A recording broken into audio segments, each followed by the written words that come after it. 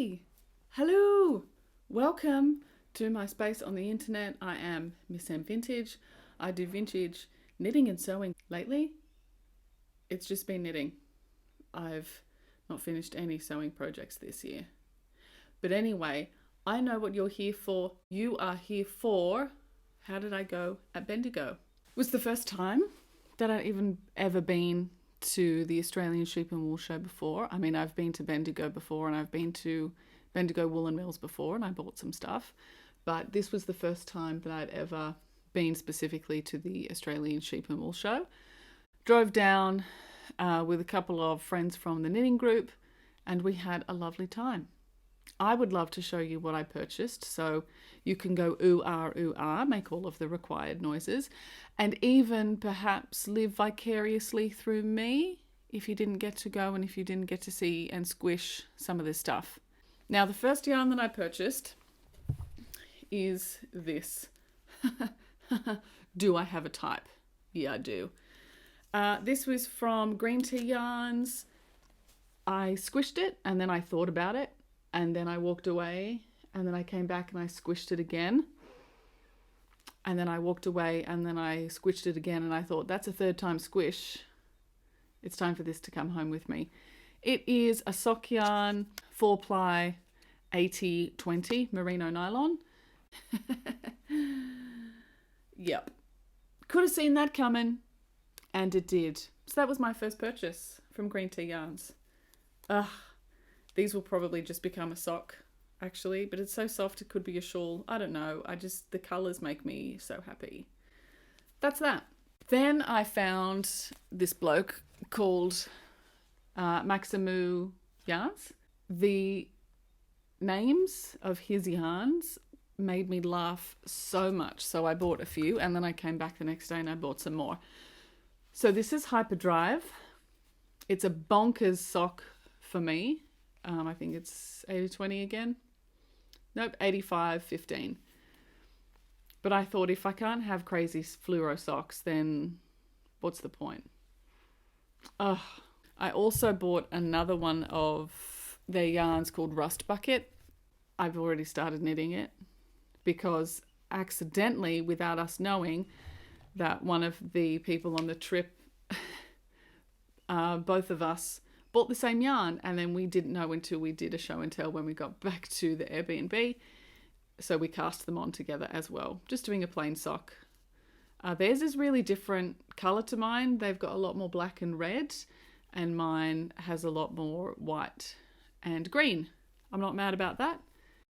It's just a plain 64 stitch sock. But the yarn is so much fun. That's still Maximoo yarns.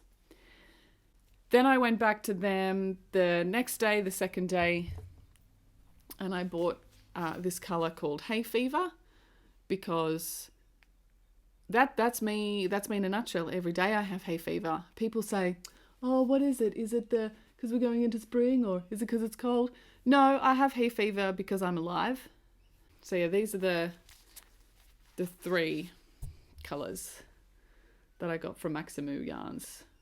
Seriously great names. He had like Crime Scene, was kind of like a sort of pink and red. There was like Disco Ball, which is ultra purple. Just so much fun and so playful. And that made me really happy. Still, on the first day, when I was walking down through some of the sheds further away from the main entrance, I found a dyer that I had never heard of before. Her name was Owl of Athena. I suppose it still is her name, Owl of Athena. I was looking for something that wasn't merino nylon for a sock, and this is BFL. I don't think I've used BFL nylon for a sock before, but this sort of green, again, like how could she have dyed this more perfectly for me? No, I don't think she could have. So I bought that, and then I looked at the yarn next to it, and it was this green. So my plans for this is a short-sleeved home front jumper. I also plan to knit a sock out of the BFL first, because then, right? Yeah, you see Do you see the vision? Do you see it? I do. On the second day, which was the Saturday, so we drove down Thursday, did Friday, Saturday of the show, drove back Sunday, and then I have Monday off, which is today, because I was just going to be exhausted, really, after all of that driving. It's about 10 hours, plus stops on top of that. So this next one is an 8-ply sock. It's from Halfbaked, Handdyed. And this is a colourway specifically for the show. And it is hot jam donut, which I did eat. I did have a hot jam donut. This will just turn into a pretty standard sock, I think, for someone. 8-ply, great gift. Half-baked, hand-dyed, self-striping 8-ply sock. And it is 75-25 split. I do need to go back one because I went to Bendigo Woollen Mills. Went to the back room. Can you guess what it is? It's sock yarn. It's more sock yarn. So this is just like really basic colours of sock yarn. This one is called beige. And this one is called honey. But even, you know, using these with leftovers of something could be really groovy. Sort of a pretty standard base to just have in my general sock stash.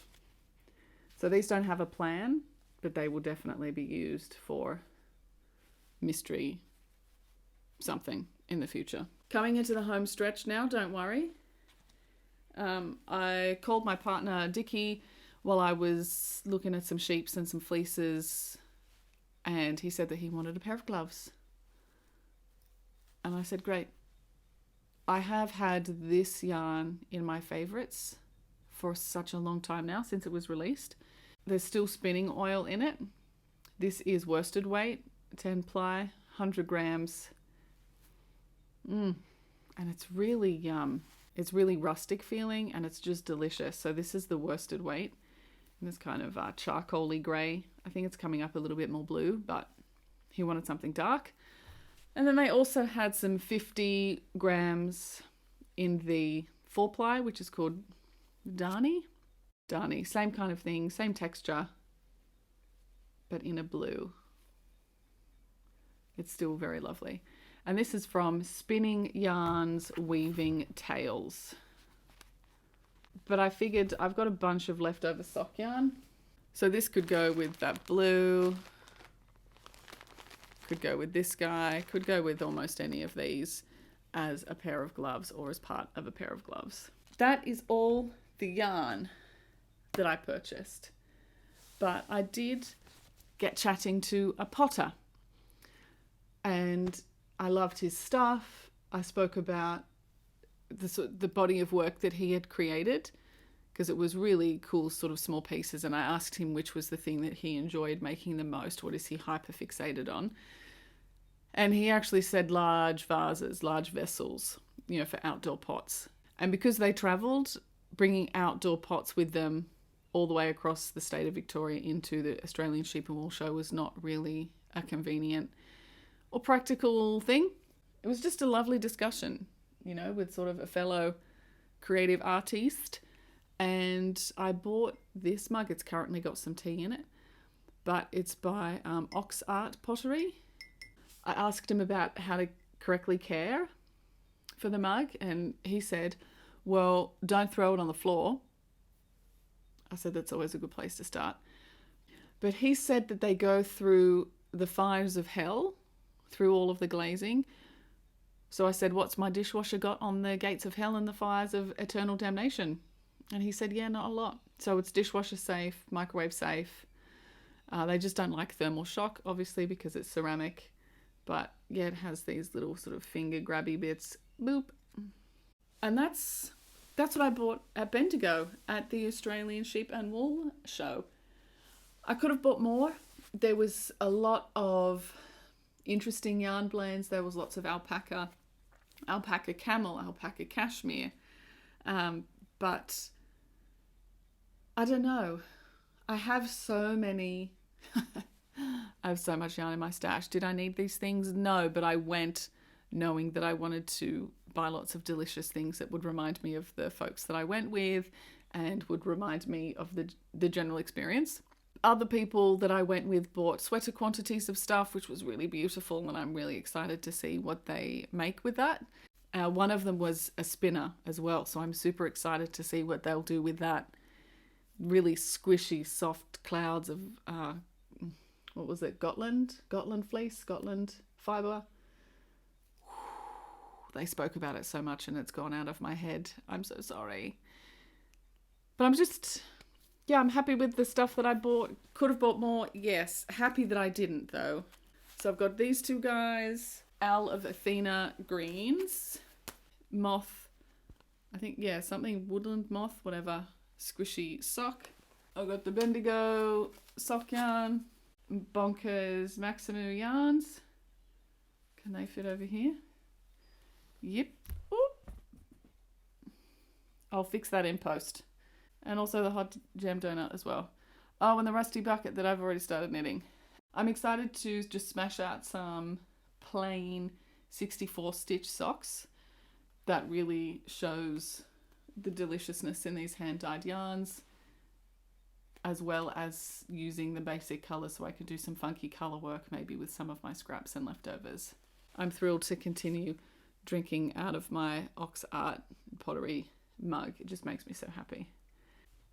That's it from me, I suppose. That's the wrap up. Thank you very much to the folks that I travelled with. It was really lovely. Basically, we just spoke about knitting all of the time, and we knit all of the time. And then I was dreaming about knitting and squishing yarn, and it turns out we all were, and we just had the dead set loveliest time. Well, I did. So maybe that means that I'm the bonkers one in the group, and I was really difficult to deal with for 4 days. Anyway, I have a little bit of footage from the travels and the show. I hope you enjoy it. What did you get from the Australian Sheep and Wool show, or are you living vicariously through everyone's vlogs? Let's chat about wool and knitting. To finish with, this is the Geo Gradient shawl by West Knits, and the yarn was a organised selected pack by Louie and Lola. I think it's merino singles, you know. Incredibly, I only saw one other person at the show wearing a Geo Gradient, and I pointed at her and I was like, Geo Gradient, because I was like, beautiful, and she just pointed at me at this and also went like, beautiful, and then we passed. So I hope that knitter is having a great day, and I hope she found some lovely things. It's always nice to see a knitwear twin, you know, in the wild. On to the footage.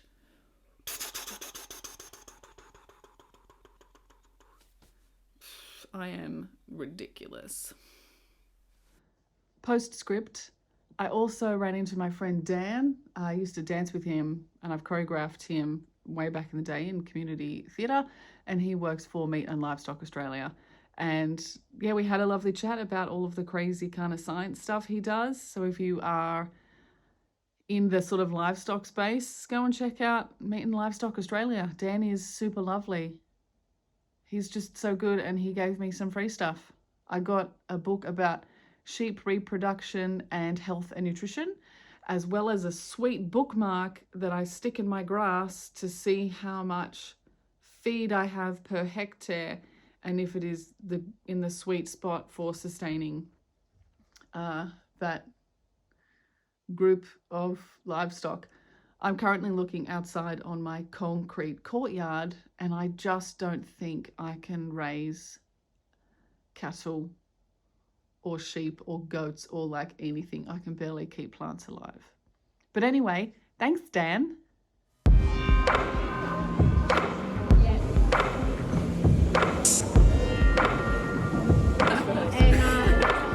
Jump in.